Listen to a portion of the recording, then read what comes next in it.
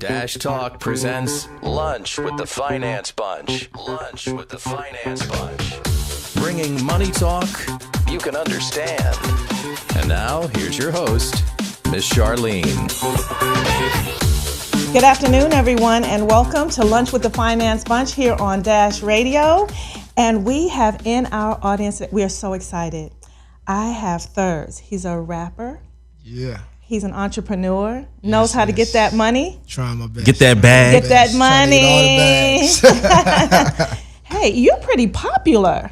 Oh, man, I've just been working over the years, man, just trying to get better every day. You're an overnight success then, right? Definitely not overnight. We grinding hard out here, y'all. For real.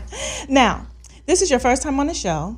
Yes. And so we want to know just a little bit about you. So you want to spit some bars and tell us who you are, or do you just want to say it? I'll just say it. Just say it. But yeah, I was born and raised in Inglewood, California.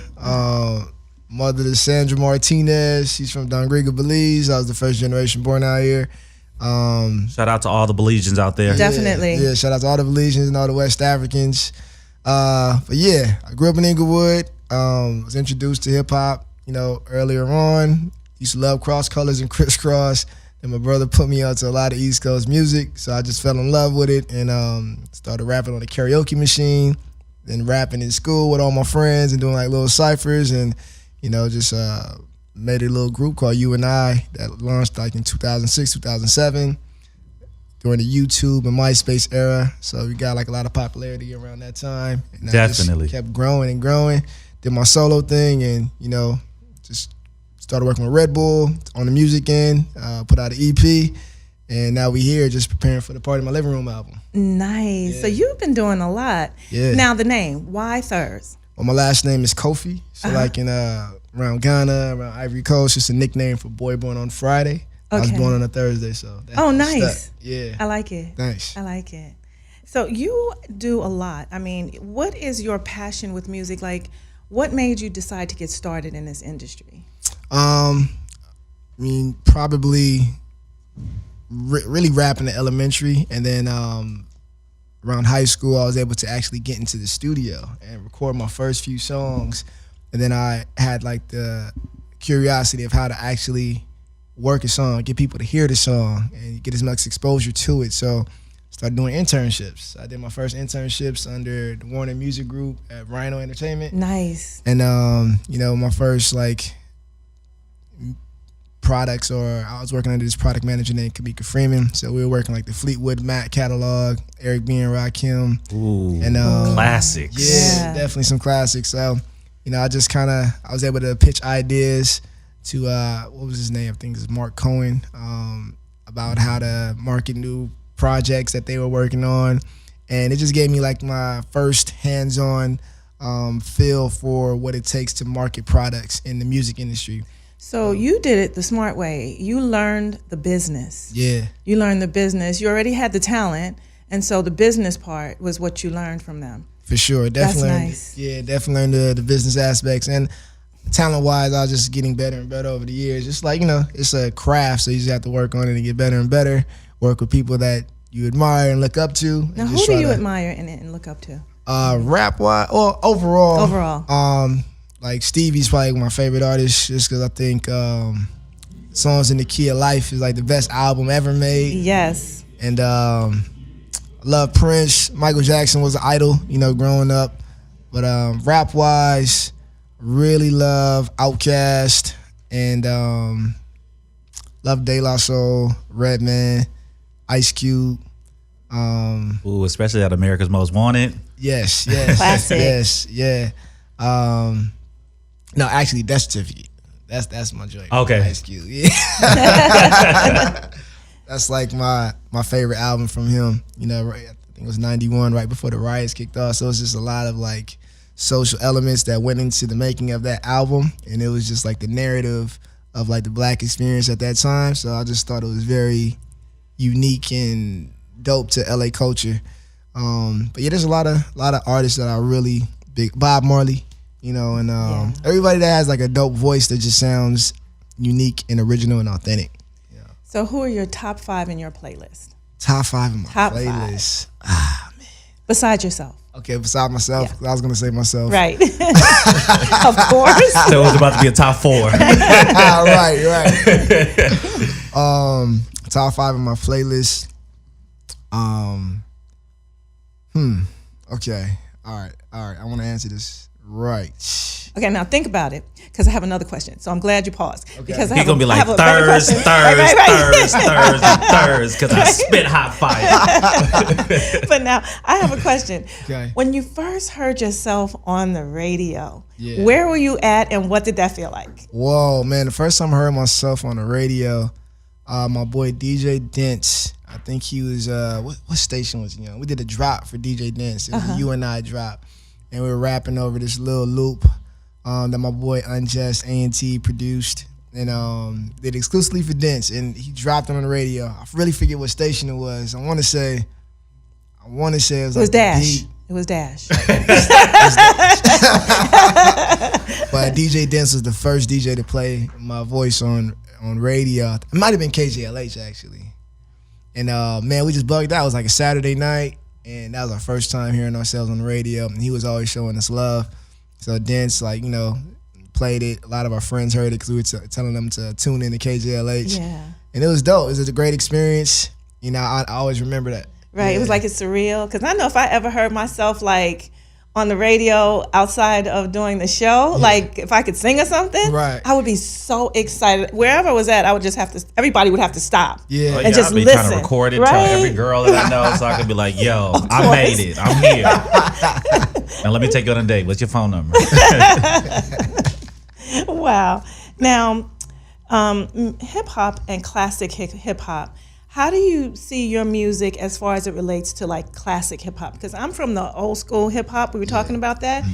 And one of the things I love about your music when I listen to it is that I can understand what you're saying. Dope. And so, it's relatable, and you're not just talking, you're saying something, which I respect. Message in the music. Yeah, there's a message in your music. So when you think about classic hip hop, what went on after classic hip hop and where we're at today, how do you see your music? Well, where do you cut off the era of classic hip hop? 1980. 1980? Yeah, So everything after 1980? I think so. Well, for me. Okay. What about you? It's a good We question. taking it way back. Okay. Well, okay. Yeah. See, I told you I'm a little older. So let's go to 88 because that's when Matt was born. So let's go to 88. Okay. All right. So, that era definitely, I think there's more community based, strictly regional music. And in the 90s is definitely regional as well. Yeah, different sounds in different parts of the country. I feel like today the sound is more very similar across the board. Everybody sound like they're from Atlanta. A lot of people sound like they're from Atlanta. Atlanta has that trap sound that they pioneered, and it's taking the industry by storm. But me, I feel like there's a lot of 90s influence, a lot of 90s West Coast influences in my music, but we try to make it progressive. We just try to push the envelope. I feel like Michael Jackson and Quincy Jones definitely pushed the envelope with sound. Yes. When they were working together, and with the producers that, I work with, we're always just trying to have fun and push the envelope, and merge soundscapes and just do stuff that doesn't sound like anything. You might get a little nostalgic feeling from a certain sound, but we're just trying to push the envelope and just, be pioneers of our own in this era where everything sounds the same. So, yeah, I definitely take a lot of 90s influences and just try to sound like I'm from 3000 and beyond or something. Not too alien, but just I don't want to sound like nobody. I want to sound like me. Exactly. Now, how much time do you spend in the studio? Because I love to ask that question. How much time do you spend there? And typically, how long does it take you to make a song? Does it differ? It does differ. Some songs are just made on the spot. Just come in, the beat is on, and maybe have a quick conversation or something. Word. That conversation will spark the concept. Or I may be driving somewhere with a thought, and as soon as I get in there, that beat may influence that thought, or it'll just turn into an idea that I could say over and over. That might spark the chorus idea, and then the verse will start. But it's no technique, it's no formula to how I create it. everything is different. Some songs would take a year like to make, and some songs are just 30 minutes. Wow. That's what's up. Do you find yourself like everywhere that you go, whether you be at the house or driving or going to get something to eat, that you're constantly kind of in tune with stealing little like ideas and concepts here for songs? Yeah, I mean, I don't want to say stealing, but like it's influences everywhere, man. Right. Influences everywhere, like where you least expect it. So I just like try not to even think too hard. I just live in the moment for the most part, and apply. Just try to like anything that I find inspiring, I'll just try to turn it into an idea that I could use on the record. Because that's what I'm doing. I'm an artist, so right. Let me paint something. Just creating. Yeah. But I stay in the studio pretty frequently. Just either whether I'm writing for other artists or just doing stuff on my own, just building a catalog for like syncs and licensings or et cetera. I'm just trying to definitely stay with new product.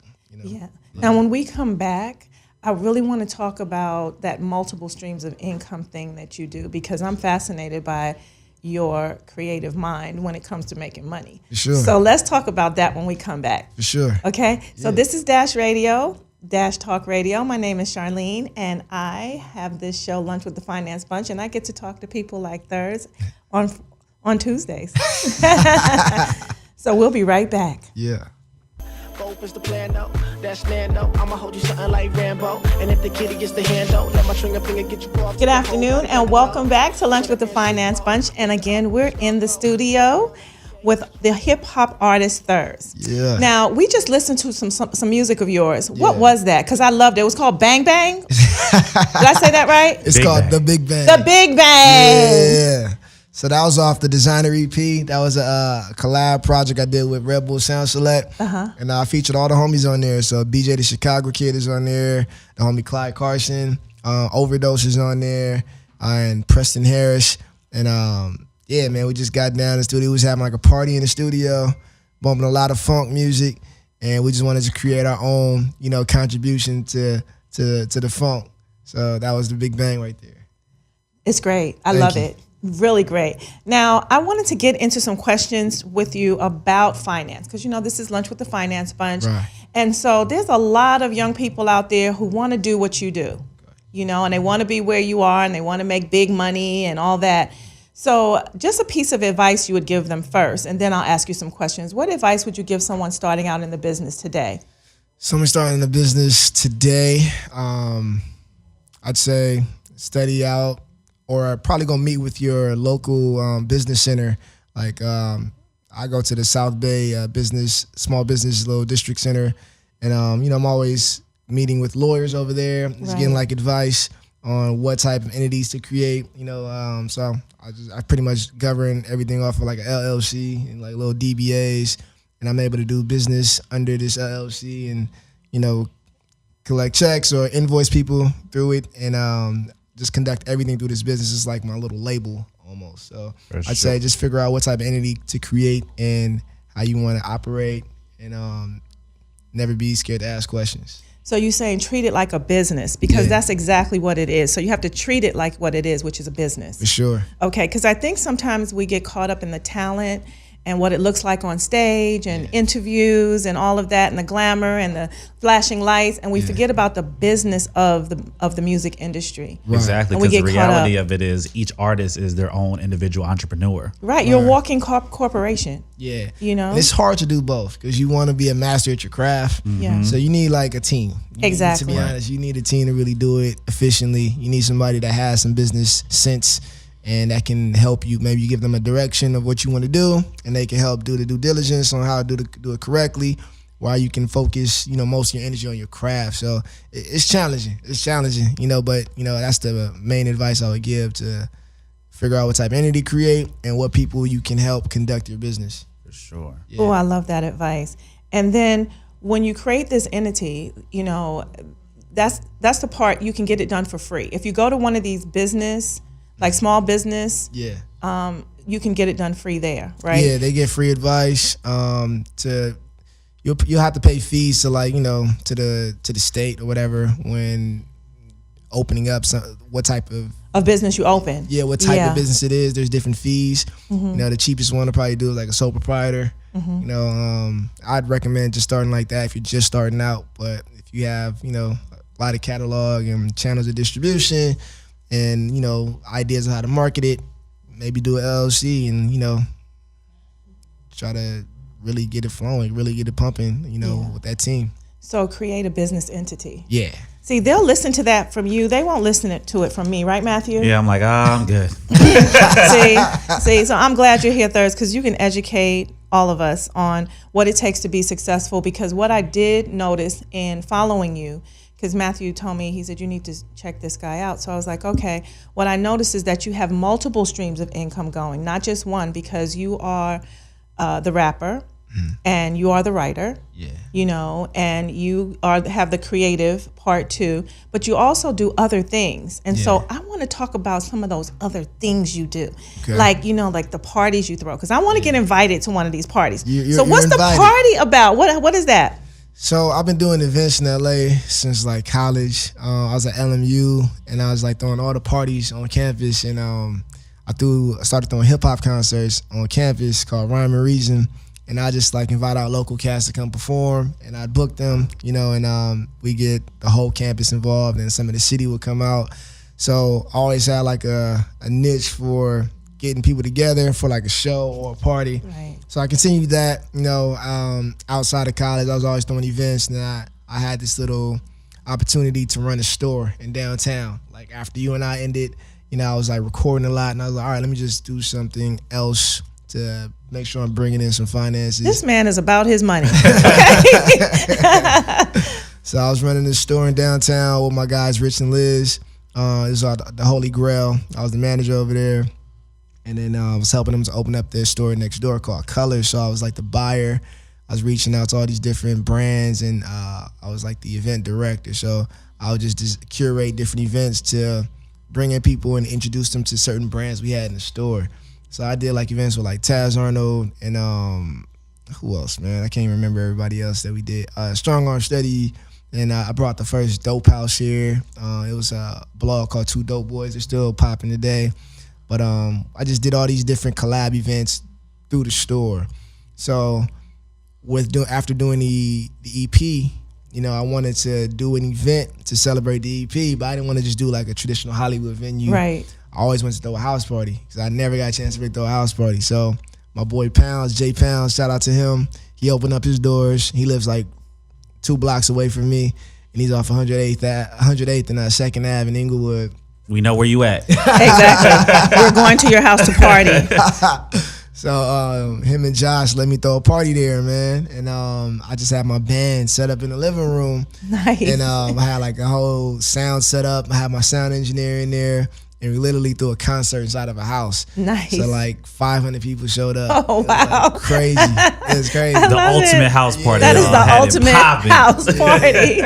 So like it popped off with that one event. I ended up doing 4 in 2015 quarterly, and then I did 8 last year, and then I slowed up this year just to finish my album. So I did 2 this year so far, or 3 this year, and then I have the 4th one going down on Halloween. Wow. Yeah. Yo, and I've been to one of the Halloween joints where I dressed up as the infamous Killer Cam, all pink, popping, yo. I might have to release some of them images. But you know, that brings up a point. You know, when you're an artist, you know, something that you have to starve your way to the top. And it's not necessarily true. You just got to be creative in more than one area, right? You have to not only be the artist and possibly the writer, and possibly make the beats or whatever it takes to get your music out there and have your own original sound. But you got to make money until you get there. Like, you know, until you get there, everybody's not going to invite you to be on their show and talk about your music. You know, so you got to create income to get to that point. Get your hustle on. Right. And here are some ideas. You can stay within something you love, right? Yeah. Which is music. Yep. You know, you can throw parties. You had 3 stores you were working through. And so that's, you know, typical of someone who is successful. People see the end result. They never see the walk. Yeah. So they sit somewhere and wait for, you know, the fast train, when really there was a walk, there was a jog, there was a run, and now somebody is bringing you in a limousine, you know? Yeah, So, but you go from step to step, right? Definitely. So I have one question that I know I better get out here. You know, is there really money in rap? I want to know that for real. Because I see the Benzes and I see the big houses, but everybody doesn't live in that big house, and everybody doesn't drive that Benz. But is there really money? A lot of smoke and mirrors. A lot of smoke and mirrors. But is there money in rap? There's money. A lot of money. There's a lot of money, and you know, there's different tiers of rap artists, and you know, you have those I guess the pop tier, you know, the most popular artists right now. You got a lot of trap artists, like 21 Savage right now. Right. You know, he's kind of eating right now. So there's artists like him that may get like 40 grand for like 15-minute sets, you know, from big corporations like cutting those checks like that. Right. And outside of that, there's like licensing money. You know, licensing money has helped me out a lot, just from syncs in movies and TV shows and commercials. You know, those pay pretty well, and they take care of the artist. You know, obviously, the person that's getting the sync is getting their cut, but you know, it's a good license fee and a master fee that go to the artist, and you know, that's going to help you sustain or reinvest. It's going to get you some dough. So. This man knows how to make his money, doesn't he? I'm just listening, going, wow. He said, "I need the licensing, I need the royalties, I need it all." Everything, because it all adds up. You know. We have a thought about being wealthy that is a myth, because 98% of Americans make less than $100,000 a year. So to be an artist and to be blessed with a talent that can make you a lot of money, way past $100,000 a year, is really a blessing. Definitely. You know, and you have so many avenues you can move into. So I was so excited to have you on, because you're a great artist. Thank you. You know, and very talented. That's obvious. But I wanted to really highlight the fact that you really get your hustle on. Gotcha. Like, you are a businessman. Yeah. And I think that's the part that sometimes gets left out. Yeah, and I got to attribute some of that hustle to my guy, Chris London. You know, he's been rocking with me for like over 10 years. Like, shout out to Chris London. Yeah, shout out to Chris London. That's like, you know, my day-to-day manager right there. And we met on MySpace in 2006. So, you know, I was graduating from LMU. And, yeah, we just kind of like were like-minded. You know, obviously you knew I was an artist and, you know, creatively driven, but I still had some business sense. So we just merged ideas together. And he's a creative in his own right. But, you know, just having those like-minded individuals helped me propel myself, you know, and better myself. And so what I heard in that is you need a good team around you. Yeah. You need a great management, and social media works, because they met on Facebook. Opportunities. Yeah. Wow. Networking is key, man. Networking is key. Relationships are currency, like in this industry. So, yeah. So you want as much currency as possible, you know, so. Nice. Yeah. Okay, so now I can come to the parties. For sure. I can come to the concerts. Definitely. I don't know if I'm going to be showing up to any more of these parties. I'm going to be honest. I'm just kidding. I don't know if I want to get it popping when mom's there. I know. And I'd only probably be there 5 minutes and go into shock and run home. So you can make like a quick cameo I just up here and say make what's a cameo. up. Shake hands, kiss the babies, and bounce. Right. Matt's trying to get his freak on. Oh, no, never mind. I don't want to go. I don't want to see that. No. Now, oh, man. You were talking about, do you have any upcoming concerts or anything like that? Or are you finishing an album? I can't even talk. I'm so excited that you're here. The upcoming show. So I try not to do too many, like, you know, venue shows. I like to keep my performances exclusive to the parties. Yes. So I think there's like more value in that, you know, just like building up that brand. So definitely. The next performance is October 28th, right before Halloween. Oh. Party in my living room. Nice. Yeah. What you gonna be dressed up as this year? Or you don't want to let the cat out the bag yet? I don't know yet, man. I don't know. I'm trying to get the album out that week. The new album out like right before that party kicks off. Oh, that'll be what's up. We're gonna see. I might just be a couch or something, like a walking couch. Some furniture. You can't get comfortable there. Somebody gonna post it right next to you. Right. Now you're an independent artist, right? Yes. Now, why did you choose to be independent? Well, the opportunities to really like go to sign with a major didn't really fully pan out the way I would, you know, like it to. Mm-hmm. So I just wanted to build value up myself, and you make more money. Yeah, you definitely retain more, and you work a little harder, but you make a lot more money. Yeah. Was it also like due to the contract situation? Because, you know, a lot of times, you know, it looks a lot more appealing than it is. Like, oh, I'm a signed artist, but then when you start doing the background on the paperwork, it's shaky, and it's always in favor shady, of man. the major label. It's always shady. you know, they try to own artist masters, and, you know, take a portion of your publishing, and you're pretty much taking a loan. And, you know, in some business cases, you do need a loan because you need that money to really get business really started. Right. But I don't know. I just wanted to like build my value up myself and not have to owe anybody or have anything I created be owned by somebody else other than me. Right. So, you know, until I get to a point where I can demand my business terms with these different labels, you know, I just keep it moving by myself and with my team. So, yeah. And you're doing quite well. I'm trying to do better. Trying to do better. Trying to take it to the next level. I'm having fun. So I think that's what matters. That's cool. Yeah. Now, we're going to take a little station break. But before we go, we're going to play your music throughout. So I want to know what song you want us to play next and why. I want to play Iconic. I just dropped this video, and it's you know, the first song I released off of the Party in My Living Room album. Okay. So, yeah, we're going to get into that, produced by J Pounds. Ooh. Yeah. This is Lunch with the Finance Bunch. I'm Miss Charline, and we're on Dash Talk Radio, but today we're rapping.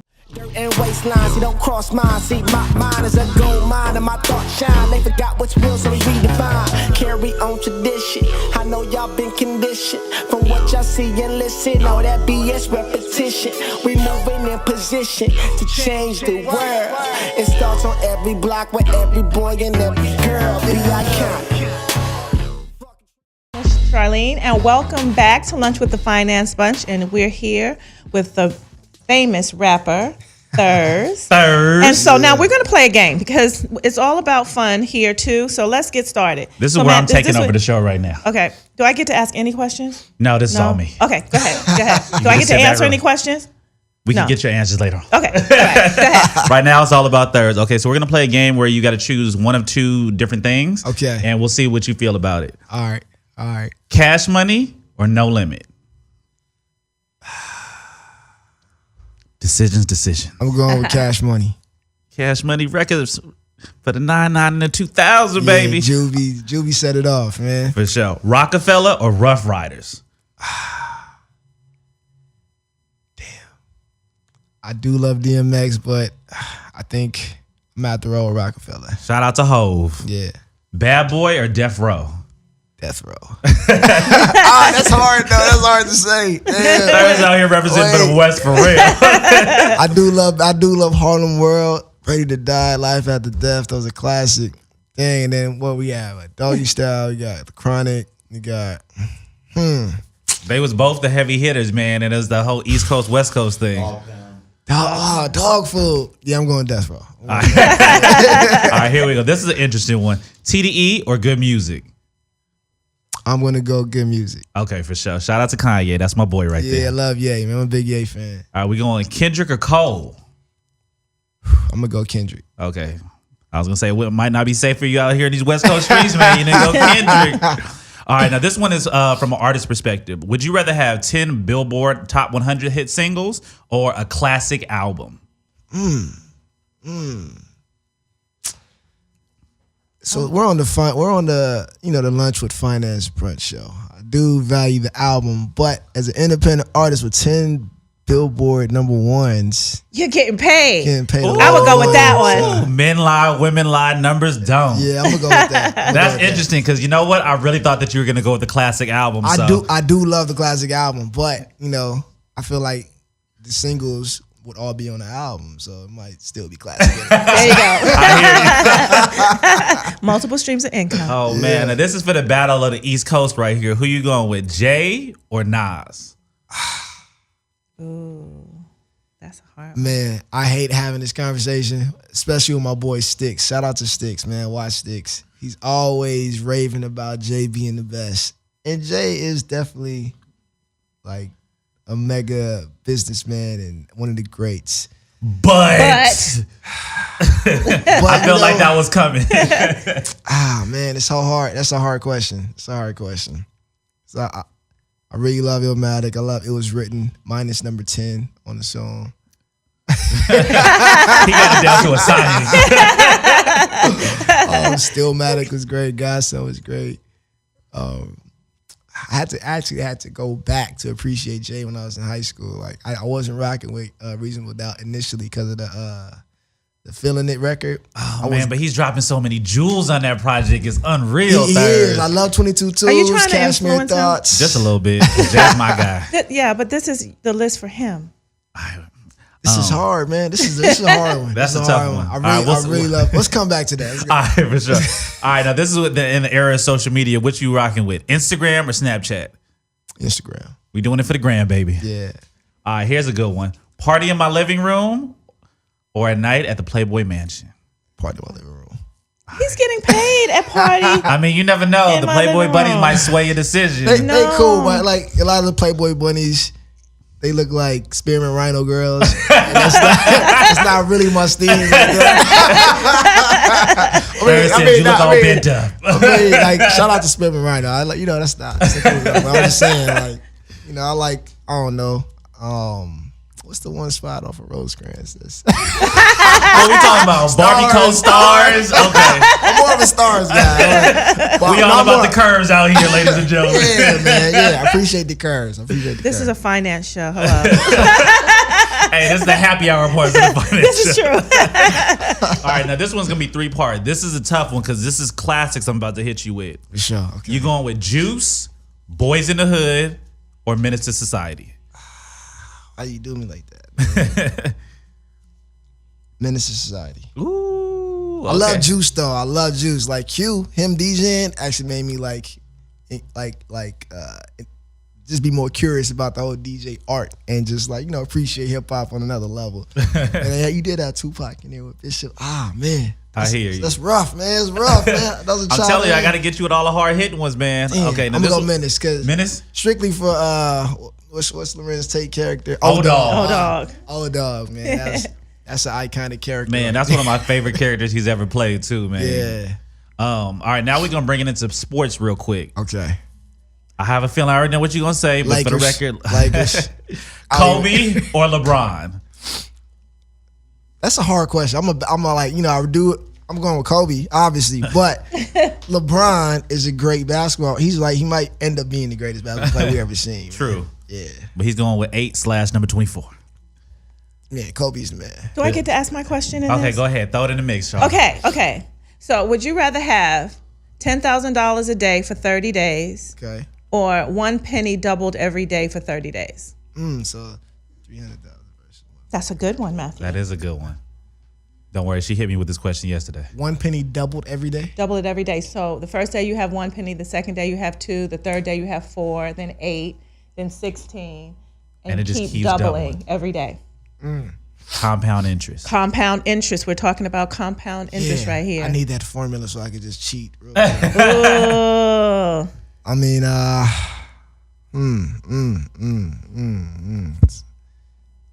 can't calculate it that fast. I don't want to take too much time, so I'm gonna just See, say like 300,000 that's in my hand right now. You got 300,000 in I know, one that's- hand, and then you have what's that value? Can you guys, 5.3 million. for over 30 days? Yes. And it's 10 million, over 10 million over it's 31 days. Well, you answered it for me.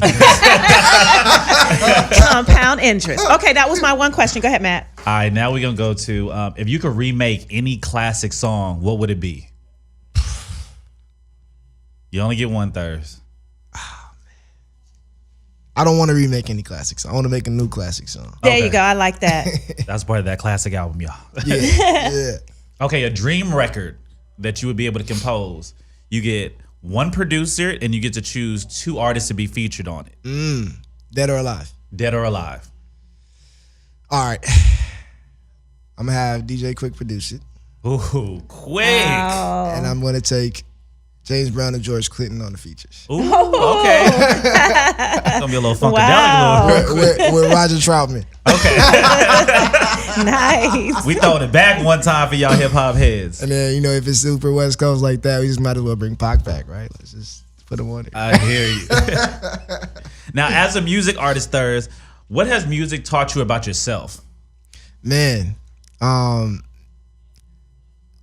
was a great writing question. wise, that's a great question. I've never been asked that. Writing wise, it's taught me that some of my best ideas come in the morning, and on drives, and that my best songs are, stories about real life situations. Like, I really love this one song I made called Father Protect Me. I forgot to put it on that drive though.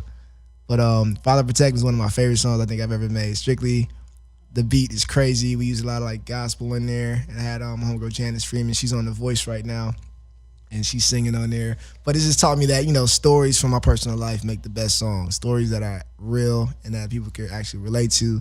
And just as an artist, my best ideas come in the morning. It's just I'm learning about myself every day, like especially growing in the music, and I have a lot more to learn about myself. So I want to ask. It tells me that I'm never finished growing. Shoot your shot, Sean. Shoot your question.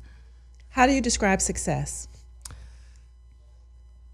Paying my bills and smiling with my kids. Ooh. So are you successful? I'm success. I'm not at the level of success that I want, but I don't want to say that I'm fulfilled. Right. I have higher goals, but I'm on the path to that. Definitely. Yeah. Okay, that was my one question. One more, Matt. Okay. This is one that goes back to East Coast and Hip Coast too. Okay. You going with Biggie or Tupac? Ooh, and on that note, we're gonna break. Ooh, and we'll answer that question when we come back. I'm Miss Charline. This is Lunch with the Finance Bunch, and we're on Dash Talk Radio. Yeah. So now, before we left to go on break, we asked a question. Matthew hit it. What was the question? I hit him with the Biggie or Pac question. He was like, It's a hard question. It's a hard question. Biggie or Pac? Biggie or Pac? All right, so I do have an answer to this, and I have to be diplomatic about this because I am torn with this question. Now, I had to break this down based off of technicality, technical skill level. Okay. And then based off of emotional value or, just the feeling that you feel when you hear a song. So just based off of like technical, skill level and bars, like rapping wise, Biggie is the best rapper to ever fucking rap. Wow. And then facts. Off of like being iconic and being the voice of like, a lot of the black culture and just being a revolutionary, there's nobody like Tupac. Word. So they're both the greatest and they're both, respectively. So it was a tie. It is a tie. They are the GOATs, man. Like nobody's gonna be Tupac. For real. There is no winner, no loser, man. It's who you love. Now, I know your fans are saying, okay, so how, I know how to get a hold of you because we're friends now. Yeah. But she's got the plug, y'all. I've got the plug now, right? So what about your social media? Because you are heavily followed on social media. Man, I'm just trying to get better every day. Oh my goodness. So where can they buy your music? Can they get a hold of you? How can we come to the party? Right. We want to know all of that before we wrap. Okay, well, everybody, partymyliving.com is the best way to keep in touch with everything happening Party in My Living Room related and on the album.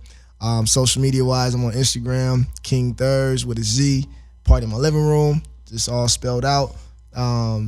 Twitter, Thursday with a Z, Facebook, King Thurz, YouTube, Thursday with a Z. So yeah, you can just Google Thurz, Thurz. I should pop up everywhere.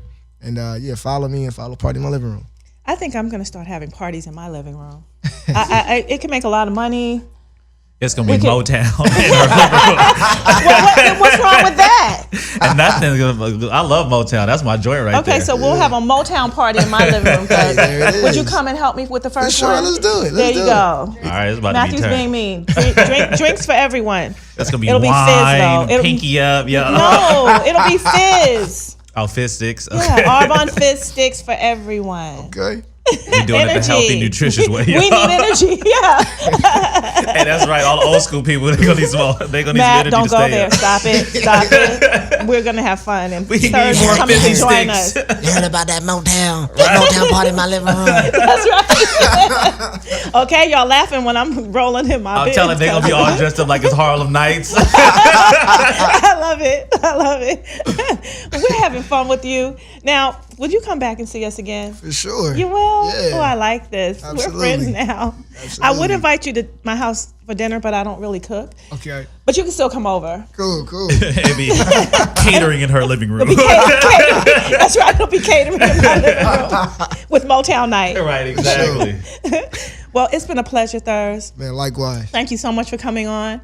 Matthew, I know you have to ask this question. We want you to, promote your next song, because when we go out, we want you to play something that you really love of your own, of course, because you're the featured artist here today. Okay. Matthew, do you have any more questions before we go? Oh, man, a quick question, like 500 million questions. Quick. What can we expect for you coming up in the future, Thurz? Ooh, I like that question. So, Party in My Living Room album. It's going to be dropping in October, hopefully. We're going to his party. Yeah, you guys are all We got the costumes on deck and everything, y'all. Yeah. Everybody got dressed up as furniture. We all got to be furniture. And then I'm working on a Party in My Living Room movie. So we just got all those things in the works, a whole bunch of projects and a whole bunch of artists that are going to be coming out through Pimler Originals, Party in My Living Room Originals. So, Wow. A lot of big 2018 ahead and festival, all that. Wow. Yeah. Well, thank Y'all you for heard it coming on. first. Definitely. You heard it first here on Yes, Lunch with the indeed. Finance Bunch On Dash Talk Radio. on Dash Talk Radio. I'm Miss Charline. Thank you for tuning in. Thurz, thank you so much for coming you. and sharing time with us and teaching us that hip hop does make money. Rapping is definitely the way to go and make some money. Like DJ Khaled said, secure the bag in Secure 2017. the bag in 2017. Yeah, they turned